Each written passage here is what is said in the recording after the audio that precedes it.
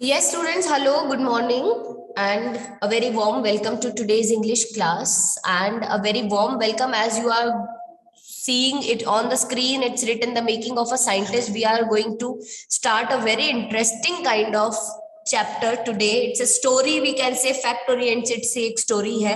And scientist, you know, ये जिस age से अभी हम निकल रहे हैं, I mean to say that the age you are moving through, सब अपने आप में एक साइंटिस्ट ही हो. Every day new discoveries, every day new inventions, और या तो करते रहते हो और नहीं करते हो तो you are always up to doing something. हमेशा आपके दिमाग में नए नए आइडियाज, नई नई चीजें आती रहती है. So all these things somewhere we can say or ये वो एज इफेक्ट्स आ जाते हैं that you just wanted to be a scientist. So ये जो चैप्टर अभी हम पढ़ेंगे, ये चैप्टर भी सेम उसी ही एक कंटेक्स्ट के ऊपर चल रहा है, the making of a scientist. It's about a boy named Richard E. Bright. He has received the Cyril Scholar Award and the Scaring-Plough Award for Biochemistry and Molecular Biology. And it was his fascination for butterflies that opened the world of science to him. You know what? He was so crazy after butterflies. इसे butterflies इकट्ठी करने का, butterflies की कितनी species थी, उनको पकड़ना, उनको tag करना, उनके ऐसे कोई marks लगा देना, that is कि पता चले that this butterfly, this particular butterfly is in his counting. तो इस तरह से कि वो सेम बटरफ्लाई को कहीं दो बार ना काउंट कर ले, रिपीट कर ले, तो इस तरह की कुछ ना क्रेजी इंस्टिंक्ट्स थे उसके related to the butterflies. So here the story of Richard E. Bright is really a very interesting thing. उनकी लाइफ में like every person, उनकी भी लाइफ में कुछ turning points आए. What were the turning points? What was his success story? और कहाँ कहाँ पे वो कभी we can say that वो थोड़ा सा lean back हुए. तो all these things, ये सब चीजें हमें देखनी, और where he moved with a high speed, we can say that sky high success उनको मिला. तो उस तरीके से we are going to read so many things about him. So beginning of the making of the scientist, first of all we are going to understand this part. थोड़ी सी उनके बारे में कुछ very important और critical details हैं. that Richard E. Bright उन्होंने receive किया the Cyril Scholar Award and the Scaring-Plough Awards for two subjects, that is biochemistry and the molecular biology. And ये उनका fascination था butterflies that opened the world of science to him. Now, how all these things happen? How we can say that this is a making of a scientist? तो ये सब चीजें we want to see, हमें देखनी है, ठीक है? Yes, तो देखो. Now, how did a book become a turning point in Richard E. Bright's life? Now, the first part जो हम आज पढ़ेंगे वो किस बारे में है? That how did a book, ये बुक कैसे बन गई रिचर्ड ई ब्राइट की लाइफ का turning point.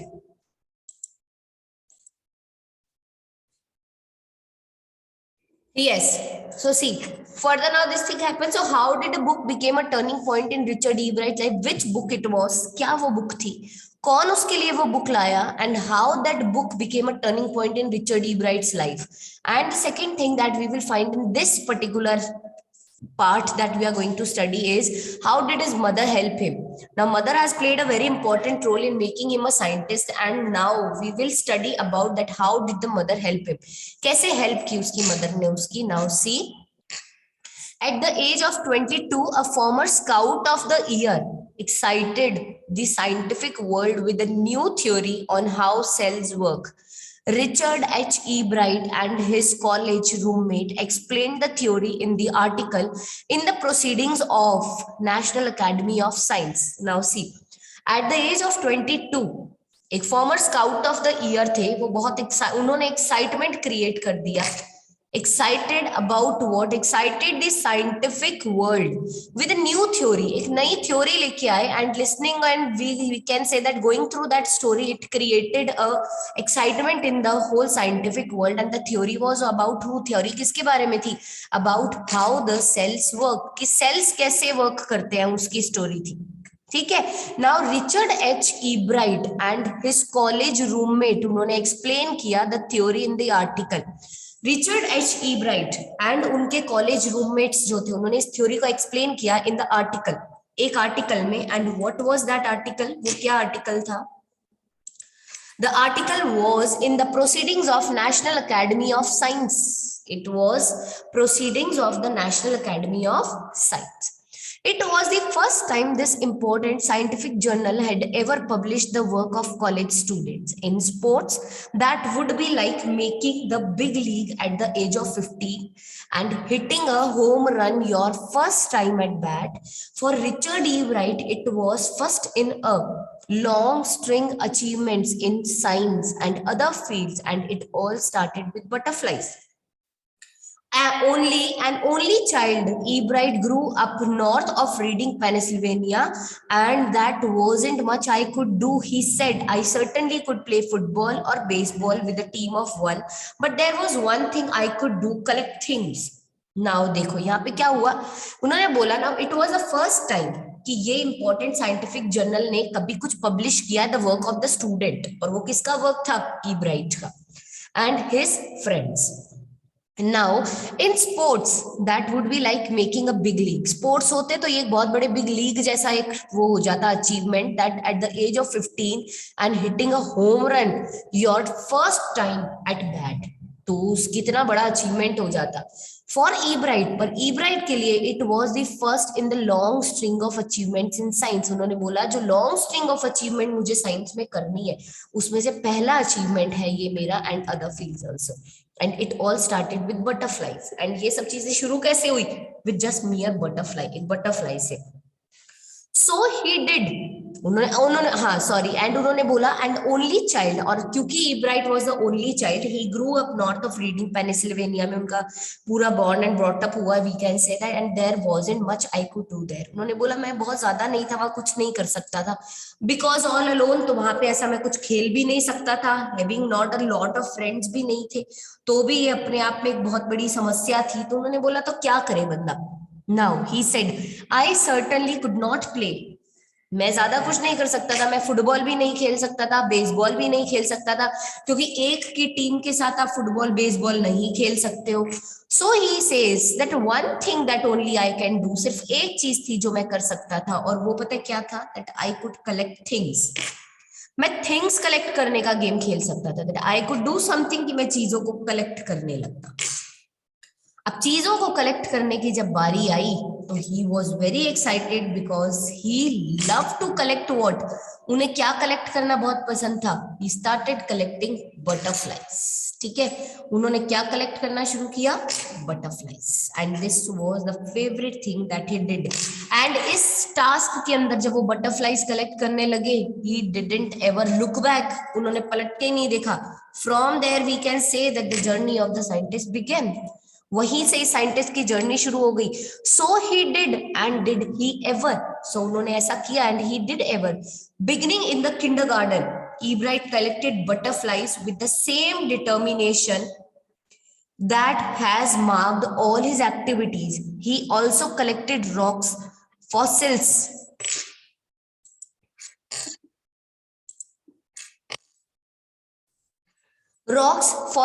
and coins. He became an eager astronomer too, sometimes stargazing all night. Now उन्होंने क्या किया, so he did, ऐसा उन्होंने किया. and did he ever, beginning in the kindergarten, Ebright ने कलेक्ट किया बटरफ्लाइज को with the same determination, and उन्होंने मार्क की अपनी सारी एक्टिविटीज. उन्होंने रॉक्स कलेक्ट किया, फॉसिल्स कलेक्ट किए, कॉइन्स कलेक्ट किए, and he became an eager astronomer, एक बहुत ही ईगर एस्ट्रोनॉमर भी बन गए, बिकॉज समटाइम्स जब वो रात में स्टार्स को गेज करते थे तो he got a zeal of an astronomer inside him also. तो ऐसे बहुत सी चीजें थी जो ईब्राइट करते थे ना. From the first he had a driving curiosity along with the bright mind.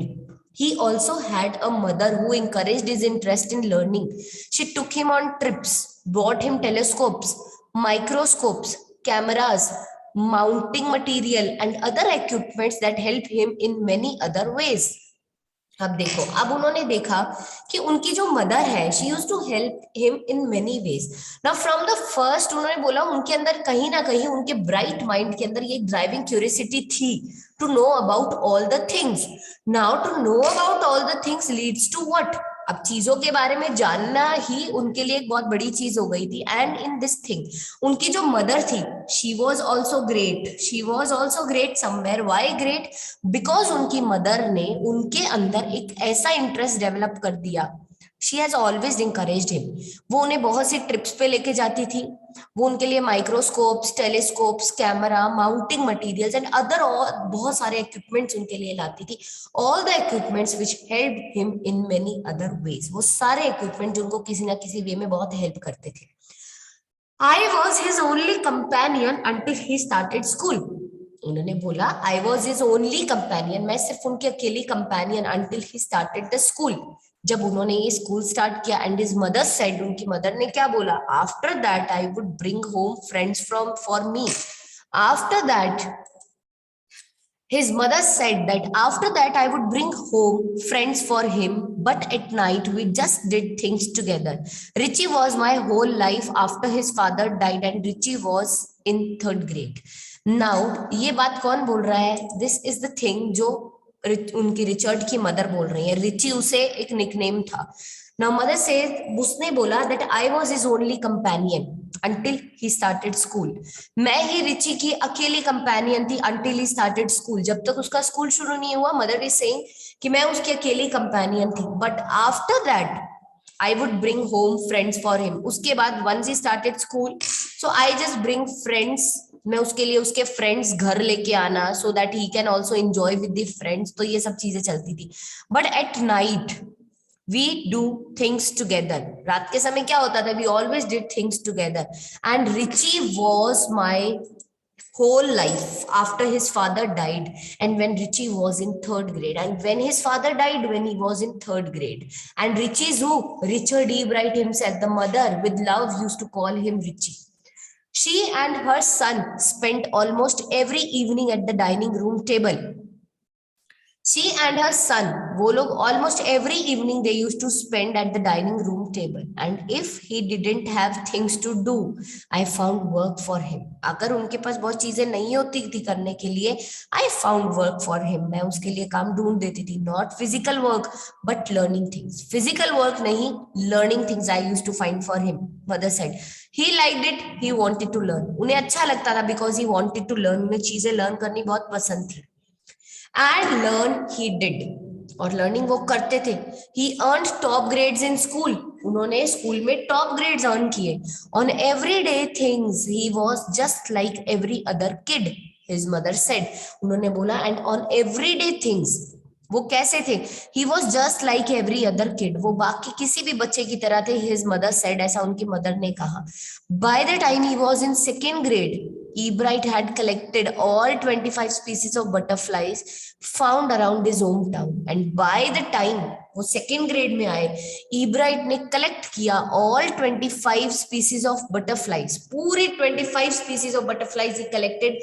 वो 25 species that were found around his hometown, जो उनके घर के आसपास मिलती थी.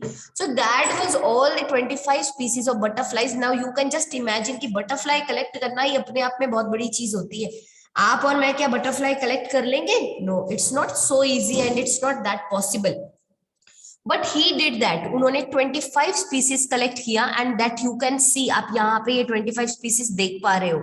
इट्स रिटन यहाँ पे. देखो मैं कुछ एक नेम्स रीड आउट करती हूँ. देखो, gossamer winged butterflies, wood nymphs and satyrs, monarchs, whites and sulphurs, brush footed butterflies. तो ये सब क्या है? All these are different kinds of butterflies जो उसने इकट्ठी की. That probably would have been the end of my butterfly collecting, he said. But then my mother got me a children's book called The Travelers of Monarch X. अब उन्होंने बोला कि यार 25 butterflies collect करना मेरे लिए एंड होता. This would have been an end कि मैंने जितनी कलेक्ट करनी थी मैंने कलेक्ट कर ली. But you know, but then मेरी मदर मेरे लिए चिल्ड्रंस बुक लेके आई and the name of the book is the travels of monarch X or 10, you can say. The Traveler of Monarch volume 10. It's not X, it's Roman 10. ठीक है, तो ये volume था.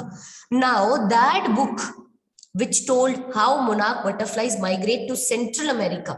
अब ये बुक हमें बताती है that how, कैसे monarch butterflies जो थी they migrate to Central America. This book opened the world of science to the eager young collector. ये जो बुक थी, इस बुक ने क्या किया? It open the world of science to the eager young collector.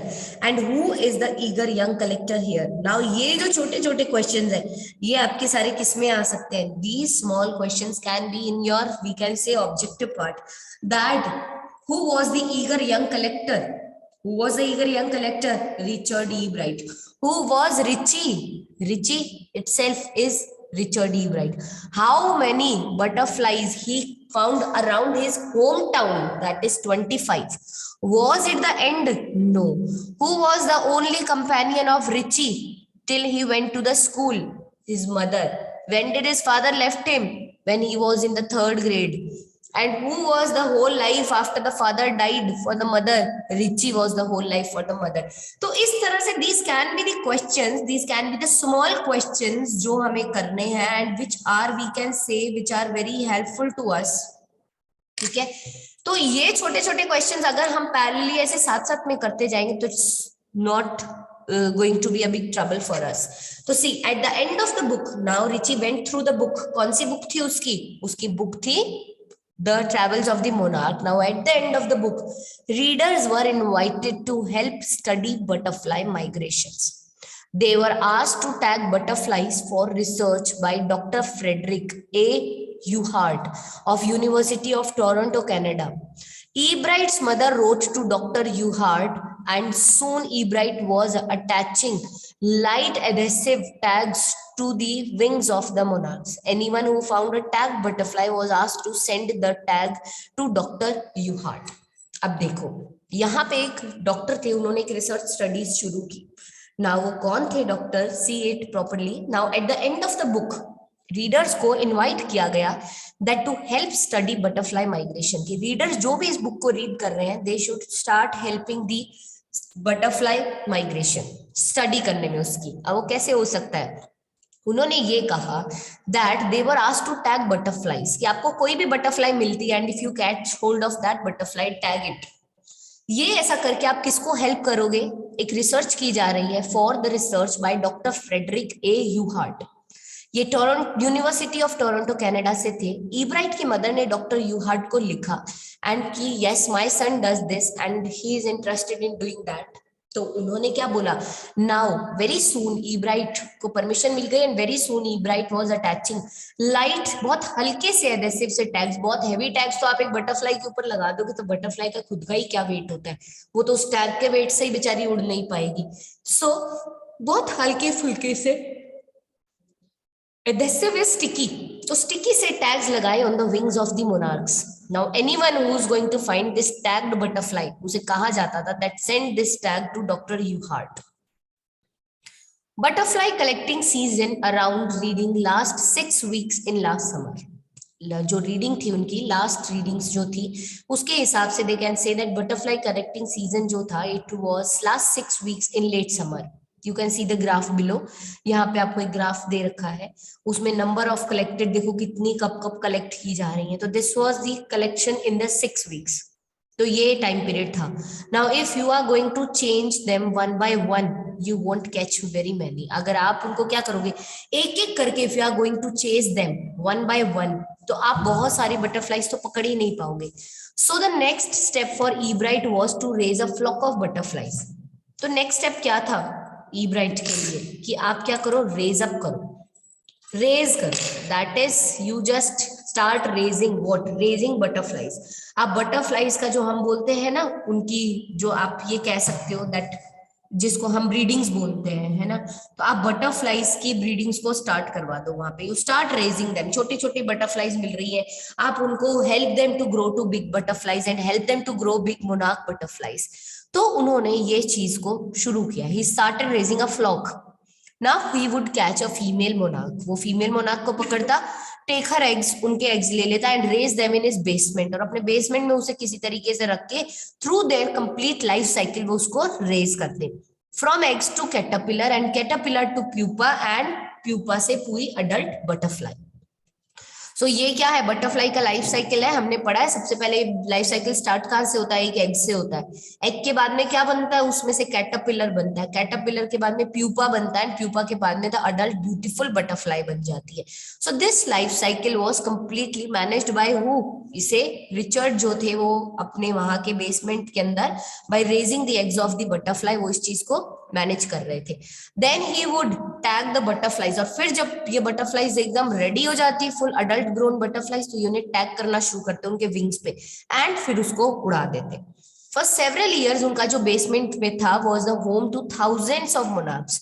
It was a home two thousands of monarchs butterflies in different stages of development, जो development के अलग अलग स्टेज पे थे। कुछ अभी एग्स की फॉर्म में ही थे, कुछ प्यूपा बन चुके थे, कुछ कैटरपिलर बन चुके थे, कुछ अडल्ट बटरफ्लाइज बन चुके थे, और कुछ को टैग कर करके उड़ाया जा रहा था। तो दिस अल्टीमेटली वी कैन से कि एक बहुत ब्यूटीफुल सा अकाउंट था। अब ये सुन के ऐसा मन कर रहा है ना that we should also start raising the butterflies, और हमारे पास भी एक ऐसा बेसमेंट हो जिसमें थाउजेंड्स ऑफ बटरफ्लाइज हो। तो ऑल दीज थिंग्स इवेंचुअली क्या होता है, ये आपके अंदर एक इंटरेस्ट क्रिएट कर देते हैं। तो see eventually I begin to lose interest in taking butterflies, but हर चीज करने की थोड़ी कुछ समय होता है। नाउ इवेंचुअली उन्होंने बोला I begin to lose interest in tagging butterflies. उनको ये बटरफ्लाइज को टैग करने में उनका इंटरेस्ट जो था वो लूज होने लगा। It's tedious and there is not much feedback, he says कि ये थका देने वाला काम था और उसमें कुछ बहुत खास फीडबैक जैसा भी कुछ नहीं था।